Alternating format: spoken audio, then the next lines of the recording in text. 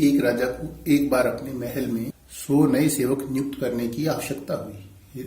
राजा ने सारे राज्य में इस आवश्यकता की घोषणा करवा दी और यह भी स्पष्ट कर दिया कि प्रार्थियों में किस प्रकार की योग्यताएं होनी चाहिए।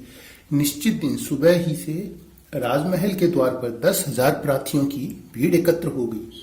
राजमहल के सेवकों का असाधारण वेतन भी तो अत्यधिक आकर्षक था।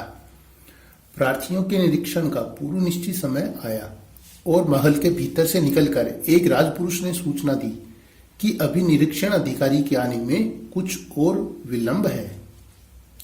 2 घंटे बाद वही राजपुरुष फिर बाहर आया और उसने प्रतीक्षा करती हुई भीड़ को सूचना दी कि निरीक्षण अधिकारी के आने में अभी कुछ और विलंब है। इस पर 1,000 प्रार्थी असंतुष्ट होकर अपने घरों को लौट गए। 2 घंटे बाद फिर उसी राजपुरुष ने आकर वैसी ही बात कही और उससे खींचकर 2,000 प्रार्थी और लौट गए। 2 घंटे बाद उस राजपुरुष द्वारा उसी सूचना की पुनरावृत्ति होती रही और सूर्यास्त के पश्चात राजमहल के द्वार पर केवल 100 प्रार्थी शेष रह गए।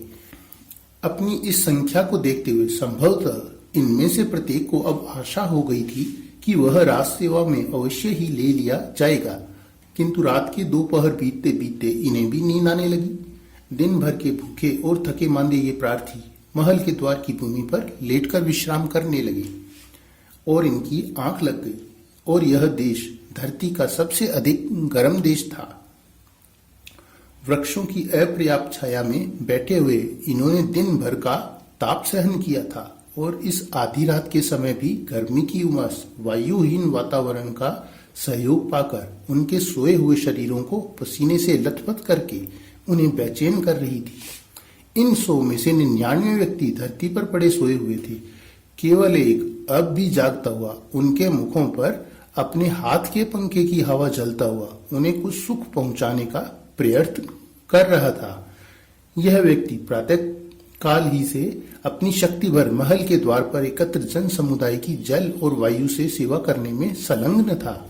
रात के तीसरे पहर का महल का द्वार एक बार फिर खुला और महाराज स्वयं उसमें से बाहर निकल कर आए। महाराज के पीछे पीछे आए हुए सेवकों ने सभी सोए हुए व्यक्तियों को जगाकर भोजन, जल और शीतल वायु से उनका सत्कार किया।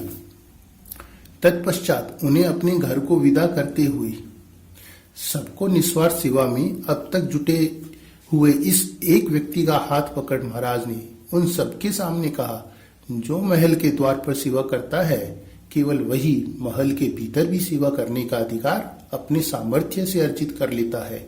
इस व्यक्ति ने एक दिन रात का वेतन महल के बाहर ही रहकर उपार्जित कर लिया है और इस बार के प्रार्थियों में से केवल यही मेरी अभिष्ट आवश्यकताओं की पूर्ति कर सकता है।